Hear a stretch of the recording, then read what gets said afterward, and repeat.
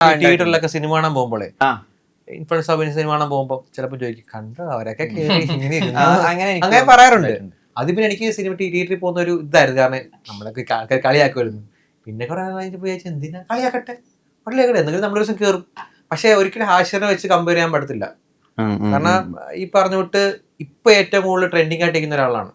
പക്ഷെ നമ്മൾ പണ്ട് ഈ പറഞ്ഞ ടിക്ടോക്ക്, ഇൻസ്റ്റയിൽ അല്ലെങ്കിൽ ഇതുപോലെ റീലിന്റെ ഒരു സംഭവം സ്റ്റാർട്ട് ചെയ്തപ്പോൾ, വീഡിയോ സ്റ്റാർട്ട് ചെയ്തപ്പോൾ പക്ഷെ നമുക്ക് ആ ടൈമിൽ കുറച്ച് ട്രെൻഡിങ് പോപ്പുലാരിറ്റി കാണുമായിരുന്നു. ആ ടൈമിൽ നമുക്കുണ്ടായിരുന്നു. പക്ഷെ കുറെ ടൈം നമ്മുടെ പതിയെ ലൂസ് ചെയ്യും. ആൾക്കാർ കുറെ കണ്ട് മടുത്ത് കുറെ ഹേറ്റേഴ്സ് വരും. അങ്ങനെ നമ്മളങ്ങനെ നിൽക്കുന്ന ടൈമാണ്. അപ്പൊ ഈ പറഞ്ഞ ഒരിക്കലും നമുക്ക് കമ്പയർ ചെയ്യാൻ പറ്റത്തില്ല. അങ്ങനെ അടുത്തൊരു ഹാഷർ ആവണം. ഇപ്പൊ ടാർസനൊക്കെ പടത്തിൽ കയറി നന്നായി അഭിനയിക്കുന്നുണ്ട്. അവിടെ നിന്നൊക്കെ ഉപദേശങ്ങൾ വരുന്നുണ്ടോ? ഇങ്ങനെ പടം വേണം എടുക്കാൻ, ജോമനൊക്കെ ഉപദേശിക്കുന്നുണ്ടോ? ഇല്ല, അങ്ങനെയൊന്നുമില്ല. നല്ല പടങ്ങൾ ചെയ്യണം എന്നൊക്കെ പറയാറുണ്ട്. കാണുമ്പോഴൊക്കെ പറയണ്ട നല്ല പടം, നല്ല സ്റ്റോറി ഒക്കെ നോക്കിയെടുക്കുക എന്നൊക്കെ പറയും. ഇപ്പൊ നിങ്ങളുടെ ഒരു പ്രധാനപ്പെട്ട ഓഡിയൻസ് എന്ന് പറഞ്ഞാൽ ഇപ്പൊ സിനിമ കാണാൻ പോകുമ്പോഴായാലും നിങ്ങളുടെ റീൽ കാണാൻ പോവുകയാണെങ്കിൽ അതൊക്കെ ജെൻസി ജെന്നാൽഫ കുട്ടികളാണ്. അവരെ പറ്റി നിങ്ങൾ എന്തൊക്കെയാ മനസ്സിലാക്കി? അത് ഓരോരുത്തർക്കും ഓരോ ടൈപ്പ് ആൾക്കാർ ഫോളോ ചെയ്യുന്നുണ്ട്. എന്റെ വെച്ച് നോക്കുമ്പോൾ കുട്ടികളാണ് തീരെ ഏറ്റവും കൂടുതൽ എന്റെ വീഡിയോസ് കാണുന്നത് യൂട്യൂബിൽ ചെറിയ കുട്ടികളാണ്. ഏകദേശം ഒരു 10 വയസ്സിന് താഴെയുള്ള ഏറ്റവും കാണുന്നത്. പിന്നെ ഈ പറഞ്ഞ പോലെ ഇൻസ്റ്റാഗ്രാമിൽ വരുമ്പോൾ കുറച്ച് മിഡിൽ ആൾക്കാരുണ്ട്, ഫേസ്ബുക്കിൽ തെറി വിളിക്കാൻ വേണ്ടി ഒരു അമ്മമാരുണ്ട്, അല്ല എല്ലാം ഉണ്ട്. അപ്പൊ എന്റെ കൂടുതലായിട്ടുള്ളത് കുട്ടികളാണ്. പക്ഷെ ഇവന് വരുമ്പോൾ എനിക്ക് മെച്ചൂർഡ് ആയിട്ടുള്ള ആൾക്കാരാ കൂടുതൽ എന്റെ ഫോളോവേഴ്സ്. 30-35 നമ്മുടെ ഏജിനൊക്കെ കുറച്ച് കൂടിയ ആൾക്കാരൊക്കെ കൂടുതൽ വിമൻസ് ഒക്കെയാണ്.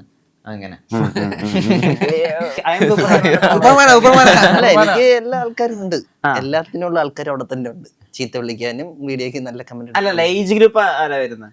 ഏജ് ഏറ്റവും കൂടുതൽ വരുന്നത് മറ്റേ 18-24 ആ ഒരു ഏജ് തന്നെയാണ് കൂടുതലും വരുന്നത്. മാമൻ എങ്ങനെയാ അവസ്ഥ? നമ്മളെ ഈ സമ്പ്രദായക്കാരൻ. നിങ്ങളപ്പോ ഇങ്ങനെ എക്സ്പെക്ട് ചെയ്യുന്നുണ്ടോ നിങ്ങളുടെ ഈ ഓഡിയൻസും അല്ലെങ്കിൽ നിങ്ങളുടെ ഈ ഫോളോവേഴ്സും പടം കാണാൻ തിയേറ്ററിൽ വന്നാൽ, അതായത് നിങ്ങളുടെ എല്ലാവരുടെയും ഫോളോവേഴ്സിന്റെ ഒരു പകുതിയെങ്കിലും ഫസ്റ്റ് വീക്കോ വന്നു കഴിഞ്ഞാൽ തന്നെ ഈ പടം വർക്ക് ആയിരിക്കും ബേസിക്കലി? അങ്ങനെ ചിന്തിക്കുന്നുണ്ടോ? അങ്ങനെ കാൽക്കുലേറ്റ് ചെയ്യുന്നുണ്ടോ? വന്ന് കാണുന്നവര് നല്ലത് പറയുക എന്നുള്ളത് അല്ല. എനിക്ക് വേറെ കാര്യമുണ്ട്. മറ്റേന്ന് പറയുമ്പോൾ ഫ്രീ ഓഫ് കോസ്റ്റാ. ഫോൺ എടുത്ത് വെച്ച് കണ്ട ഇന്റർനെറ്റ് ഉണ്ടെങ്കിൽ കാണാം. വളരെ പ്രാക്ടിക്കലായ മനുഷ്യനാണ്. അല്ല ഇത് സിനിമ എന്ന് പറയുമ്പോൾ ഈ 10-150 രൂപ കൊടുത്ത് കാണേണ്ട ഒരു സംഭവമാണ്. അപ്പൊ ചിന്തിച്ചേ അവര് പോത്തുള്ളൂ. അതിപ്പോ ആരഭിനയിച്ചെന്ന് പറഞ്ഞാലും പടം നല്ലതാണെങ്കിൽ ഈ റിവ്യൂ നോക്കി പോകുന്ന ഒരു കാലമാണ് ഇപ്പൊ. പിന്നെ എല്ലാം നോക്കും. ഇപ്പൊ നമ്മളൊരു ഹാഷിന്റെ പടമൊക്കെ പറയുമ്പോ ഹാഷിന്റെ ഒക്കെ പടമാണ് റീലൊക്കെ ചെയ്താൽ ഇപ്പൊ നമുക്ക് ആ ഒരു എക്സ്പെക്ടേഷൻ ഉണ്ടാവില്ല. തിയേറ്ററിൽ കാണുമ്പോൾ തന്നെ ഡോമാരെ പടം കണ്ടേ പറ്റൂ. ഇപ്പൊ ബ്രോ വാഴ ഇറങ്ങി ഫസ്റ്റ് ഡേ പോയി കണ്ടോ? ചില ആൾക്കാര് അത് റിവ്യൂ നോക്കിയിട്ട് അല്ലേ കാണുള്ളൂ. അതേപോലെ അല്ല, നമ്മൾ ഈ ഇൻഡസ്ട്രിയിൽ ആയതുകൊണ്ട് എനിക്ക് ഹൊറർ കോമഡി ആണല്ലോ. ഈ ഹൊറർ എന്ന് പറയുന്ന എലമെന്റിൽ തന്നെ നമ്മൾ ഒരുപാട് സെറ്റ് ഓഫ് ക്ലീഷകൾ വെച്ചിട്ടുണ്ട്. അതിപ്പോ ഏത് ഹൊറർ ആയാലും, കോഞ്ചറിങ് ആയാലും ശരി, ഈവിൾ ഡെഡ് ആയാലും ശരി, ഇൻസീഡിയസ് ആയാലും ശരി ഒക്കെ, അല്ലെങ്കിൽ ഇപ്പൊ മലയാളത്തിലെ ആകാശഗംഗ ആയാലും ശരി, എല്ലാത്തിനും എസ്രക്കൊക്കെ ഒരു പൊതുവായിട്ടുള്ളൊരു അവസ്ഥയുണ്ട്. അപ്പൊ ഇതിൽ എന്തൊക്കെ ക്ലീഷകൾ വെച്ചിട്ടുണ്ട്, എന്തൊക്കെ ക്ലീഷകൾ ബ്രേക്ക് ചെയ്തിട്ടുണ്ട് എന്നുള്ളതാണ്. കുറെ ക്ലീഷകളിനകത്തുണ്ട്. ക്ലീഷയില്ലാത്ത പടം ഇല്ല. ഹോസ്റ്റലിന്റെ സംഭവം എടുത്താൽ പോലും ഹോസ്റ്റലിന് കുറെ ക്ലീഷകളുണ്ട്, ഇല്ലെന്ന് പറയത്തില്ല. ഹൊറർ സീക്വൻസ് എടുത്താൽ പോലും ക്ലീഷകളുണ്ട്. പക്ഷെ എല്ലാം ഉണ്ട്. പക്ഷെ ഇതിന്നൊക്കെ മാറിയ ഒരു വ്യത്യസ്ത കഥ പറയുന്നുണ്ട്, ഒരു പ്ലോട്ട് പറയുന്നുണ്ട്. അതെന്തായാലും വെറൈറ്റി തന്നെ ആയിരിക്കും. അതാണ് മഹാരാജ ഹോസ്റ്റലിന്റെ ഏറ്റവും ഒരു പ്രത്യേകത. അതിലാണ് എനിക്ക് പടം ഇഷ്ടപ്പെട്ടത്. ഈ പറഞ്ഞ എനിക്ക് അഭിനയിക്കാൻ തോന്നിയത് ആ ഒരു പോയിന്റിലാണ്. ഞാൻ കേട്ടില്ലാത്തൊരു ഒരു ഐറ്റം ഇങ്ങനെ അടുത്ത് കിടപ്പുണ്ട്. ഹൊറർ സിനിമകൾ ഉണ്ടാക്കുമ്പോൾ അതിൽ നിന്ന് എന്തായാലും മാറ്റണം തോന്നുന്ന ഒരു ക്ലീഷ എന്താണ്? ചെറിയ കുട്ടി ബാക്ക്ഗ്രൗണ്ടിൽ കരഞ്ഞുകൊണ്ട് ഓടുന്നത്, ഈ പട്ടി പൂച്ച കരയുന്നത്, ആളുകൾ വീട് മാറുന്നത്, എന്തൊക്കെ പ്രേതാനുഭവം ഉണ്ടായിട്ട് ആ വീട്ടിൽ തന്നെ താമസിക്കുന്നത്, ഏത് എലമെന്റാ മാറ്റം? ആണി ഇളക്കി വീഴുന്നത്, ഏതാ മാറ്റേണ്ടത്? ഏതാണ് അത്യാവശ്യമായിട്ട് റിമൂവ് ചെയ്യേണ്ട ക്ലീഷ? എനിക്ക് തോന്നുന്നു പണ്ടത്തെ പ്രേതങ്ങൾ വെച്ച് നോക്കുമ്പോ ഇപ്പൊ ഡ്രസ്സിംഗ് ഒക്കെ മാറിയിട്ടുണ്ട്. പ്രേതത്തിന്റെ ക്യാരക്ടേഴ്സ് മാറിയിട്ടുണ്ട്. ഇപ്പൊ ഫുഡ് കഴിക്കുന്ന പ്രേതം, ഓൺലൈൻ ഷോപ്പിംഗ് ചെയ്യുന്ന പ്രേതം, ഇഡ്ഡലി സാമ്പാർ കഴിക്കുന്ന പ്രേതം. അതെ റോസി ഒക്കെ ട്രെൻഡ് കൊടുക്കുന്നത്. റോസി വന്നപ്പോഴാണ് തോന്നുന്നു എനിക്ക് വെള്ളസാരി മാറി കളർ സാരി ആയത് അല്ലെ? മഞ്ഞ റോസ് അങ്ങനത്തെ കളർ സാരി ഒക്കെ മാറിയില്ല. എന്റെ ഒരു കൺസെപ്റ്റ് പ്രേതത്തെ അങ്ങനെ കാണിക്കാൻ പാടില്ല. അതൊരു സൂപ്പർ നാച്ചുറൽ പവർ ആയിട്ട് നിൽക്കണം.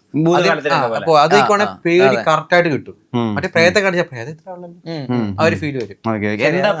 ഏറ്റവും വലിയ ക്ലീഷ? അല്ല, ഞാൻ ഇപ്പൊ പറഞ്ഞപ്പോഴാലോചിച്ച്, നമ്മൾ ഒരു വീട്ടിൽ താമസിക്കുന്നു, അവിടെ പ്രേതത്തിന്റെ ഒരു ചെറിയൊരു മൂവ്മെന്റ് നമ്മൾ ശ്രദ്ധയപ്പെടുമ്പോ തന്നെ പിന്നെ അവർ അവിടെ തന്നെ ഈ പടം തീരുന്നവരെ അവിടെ തന്നെ താമസിക്കുന്ന എന്തിനാ?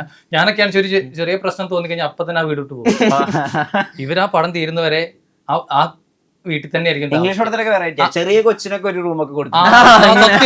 ഇങ്ങനെ ഒരു പ്രശ്നമുള്ള സമയത്ത് നമ്മളെ കൂട് കിടത്തൂലേ? അവിടെ അതൊന്നുമില്ല. അങ്ങനെ ആ സംഭവം എനിക്കിപ്പോ ആലോചിക്കുമ്പോൾ ശരിയാണ്. നമ്മളൊരു വീട്ടിലൊരു പ്രശ്നം ഉണ്ട് തോന്നി കഴിഞ്ഞാൽ അപ്പൊ തന്നെ ആ വീട് അങ്ങ് മാറണം. ഓക്കെ, മഹാരാജ ഹോസ്റ്റൽ ഏറ്റവും ചീപ്പായിട്ടുള്ള ഹോസ്റ്റലായിട്ടാണല്ലോ പടത്തെ ഡിസ്ക്രൈബ് ചെയ്യുന്നത്. നിങ്ങളുടെ ഇത്ര കാലം ജീവിച്ച ജീവിതത്തിൽ ഏറ്റവും അധികം ചീപ്പായിട്ട് നിന്നിട്ടുള്ള ഒരു സ്ഥലം ഏതായിരിക്കും? ചീപ്പായിട്ട് നിന്നിട്ടുള്ള നമ്മുടെ വീട് തന്നെ ആയിരിക്കും. അല്ല വീട് പറയുന്നില്ല, വീടല്ലാതെ മാറിയുന്നതിൽ ഏറ്റവും ചീപ്പായി നിന്നിട്ടുള്ള ഒരു താമസം, ഒരു ലോഡ്ജോ അല്ലെങ്കിൽ ഒരു ഹോട്ടലോ, അങ്ങനെ ഏറ്റവും ചീപ്പായി നിന്ന സ്ഥലം ഏതായിരിക്കും? ട്രാവൽ ചെയ്യുമ്പോൾ നിൽക്കൂല നമ്മള്. ട്രാവൽ ചെയ്യുമ്പോൾ നിന്നിട്ടുള്ളതൊക്കെ അത്യാവശ്യം എനിക്കങ്ങനെ ചീപ്പൊന്നുമില്ല, എല്ലാ അത്യാവശ്യം. എപ്പോഴാണ് നിന്നിട്ടുള്ള? ഞാനിപ്പോ ലേറ്റസ്റ്റ് ആയിട്ട് ഹംപി പോയിരുന്നു. അപ്പൊ ഹംപി പോയ സമയത്ത് നാട്ടിലെ ഫ്രണ്ട്സിന്റെ കൂടെ അപ്പൊ നമ്മൾ വിചാരിച്ച സ്ഥലങ്ങൾ കൂടുതൽ എക്സ്പ്ലോർ ചെയ്യാ, സ്റ്റേ ചെയ്യാൻ നമുക്ക് ഭയങ്കര ചീപ്പായി. കാരണം രാത്രി കിടക്കാൻ വേണ്ടി മാത്രം ഒരു സ്പോട്ട് മതിയല്ലോ, ബാക്കി നമ്മൾ കൂടുതൽ കാര്യങ്ങൾ വേറെ കാര്യത്തിന് പൈസ ചെലവാക്കാന്ന് വെച്ചിട്ട് അങ്ങനെ ഒരു ചീപ്പ് ലോഡ്ജ് എടുത്തത്. ഈ ചീപ്നെസ് എന്തായിരുന്നു അതിൽ ചീപ്പായിട്ട് ഉദ്ദേശിച്ചത്? റൂമും ഇതൊന്നും അങ്ങനെ വൃത്തിയൊന്നുമില്ല, അങ്ങനെ ഒരു സാധാ ഒരു നമ്മുടെ ഏറ്റവും ലോ ബഡ്ജറ്റിൽ കിട്ടിയ ഒരു റൂം. ലൈഫിൽ ഏറ്റവും അധികം ചീപ്പായി തന്ന സ്ഥലം? ഞാൻ ഈ വീഡിയോ ചെയ്ത് തുടങ്ങി 40K ഫോളോസ് ആയപ്പോ ഒരു ഷോർട്ട് ഫിലിമിന് വിളിച്ചിട്ടുണ്ടായിരുന്നു. ആലപ്പുഴ നാളത്തെ ബോർഡർ എന്തോ ആണ്. അപ്പൊ അവര് അഭിനയിക്കാൻ അന്നൊരു സ്റ്റേ അവര് തന്നു. അത് ഭയങ്കര വേസ്റ്റ് അതായിരുന്നു. ബാത്റൂം പോലും നേരെ വൃത്തിയില്ലാത്ത അങ്ങനത്തെ. ആ ഷോർട്ട് ഫിലിം ഇറങ്ങിയോ? ഇല്ല. അല്ലല്ല, നമ്മൾ അന്ന് എന്തെങ്കിലുമൊക്കെ അഭിനയിക്കാൻ ആൾക്കാരെ വിളിക്കണമെന്ന് പറയുമ്പോ നമുക്ക് ഭയങ്കര അങ്ങനെ പൈസ നോക്കിയിട്ടൊന്നുമല്ല, വിളിച്ചല്ലോ എന്നാ പിന്നെ പോയി ചെയ്യാം.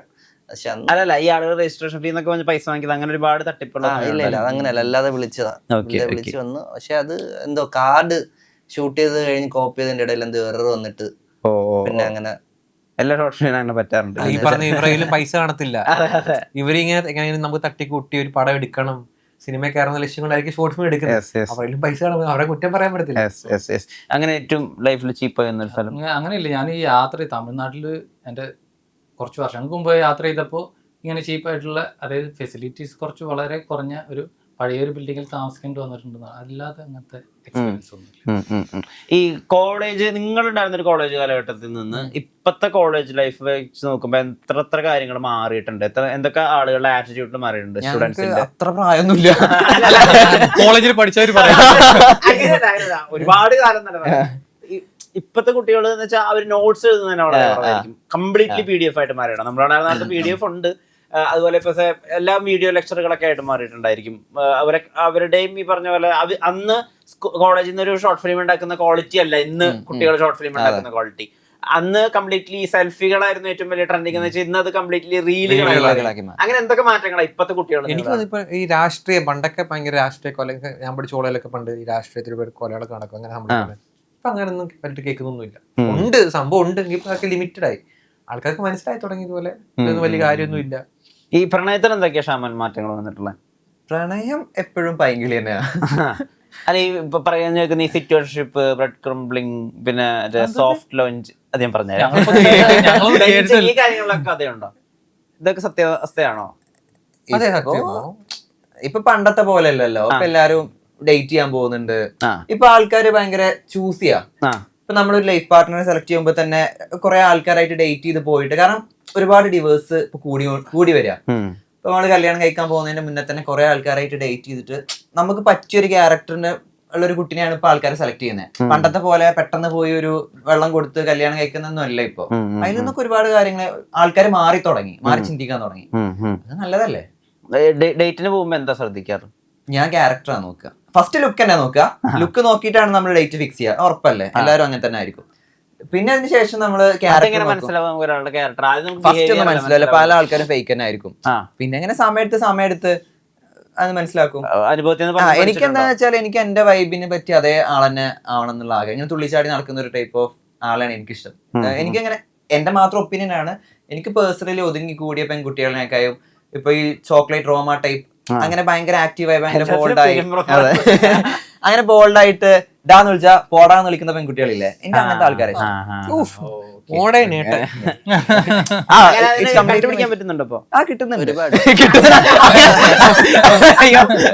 അങ്ങനെയല്ല, പറ്റുന്നുണ്ട് അങ്ങനത്തെ ഒരുപാട് ആൾക്കാരുണ്ട്. പറ്റുന്നുണ്ട്. നല്ലത് മാത്രം ചിന്തിക്കുക, കിട്ടുന്നുണ്ടെന്നൊക്കെ. അങ്ങനത്തെ ഈ പറഞ്ഞ ജെൻസി ടൈമുകൾ ഉണ്ടല്ലോ, സിറ്റുവേഷൻഷിപ്പ്, ബെഞ്ചിങ്, മറ്റേ സോഫ്റ്റ് ലോഞ്ച്, ഇതിലൊക്കെ കഥയുണ്ടോ? അതൊക്കെ എല്ലാം ഉള്ളത് തന്നെയാണല്ലോ. ആ. പിന്നെ അതൊക്കെ ഒരു കണക്കിന് നല്ലത് തന്നെ. അവരെ പാർട്ട്ണറിനോട് ഇപ്പൊ ചിലപ്പോ എന്താ കുറെ നാള് ട്രൂ റിലേഷൻ ആയിരിക്കും, പക്ഷെ ഒരു സൈഡിൽ നിന്ന് അവര് തേച്ചിട്ട് പോകും. അല്ല അങ്ങനെ ട്രൂ അങ്ങനെ പറയുന്നേ, അങ്ങനെ പറഞ്ഞിട്ട് ട്രൂ ആണല്ലോ. ഈ പറഞ്ഞ എന്റെ ഒരു ഇത് വെച്ച് കഴിഞ്ഞാൽ ഇതുപോലെ കല്യാണം കഴിക്കുന്നതിന് മുമ്പ് കുറച്ചാൾ കൂടെ ജീവിച്ചിരിക്കും. അതെ. കാരണം എന്നാ മാത്രമേ പറഞ്ഞ അറിയാൻ പറ്റത്തുള്ളൂ. ഈ പറഞ്ഞ ഡേറ്റിങ്ങിനൊക്കെ ഇപ്പൊ 2-3 ദിവസം പോയി കഴിഞ്ഞാൽ ഒന്നും അറിയത്തില്ല. കാരണം അന്നേരം കാണുന്ന ആൾക്കാരല്ല ജീവിതത്തിൽ. 2-3 ദിവസം ഡേറ്റിന് പോയി അപ്പൊ കെട്ടല്ല നമ്മള്. അല്ല മീൻസ് സമയം എടുത്തിട്ടാണ് കുറച്ചാൾ കൂടെ ജീവിക്കുന്നത്. ഡേറ്റിംഗ് ജീവിക്കണം, ഒരുമിച്ച് ജീവിക്കണം. ഒരുമിച്ച് ജീവിച്ചതിന് ശേഷം പറഞ്ഞ ഒരുമിച്ച് പോകാൻ പറ്റുന്ന ഉറപ്പുണ്ടെങ്കിൽ മാത്രമേ കെട്ടാൻ. ലൈക്ക് ലിവിങ് ടുഗദർ ഒക്കെ അതേപോലെ അനുഭവത്തിന്റെ അല്ല ഞാൻ പറഞ്ഞില്ല, നമുക്കോ പറ്റിയില്ല, ആർക്കെങ്കിലൊക്കെ പറ്റിട്ടെ.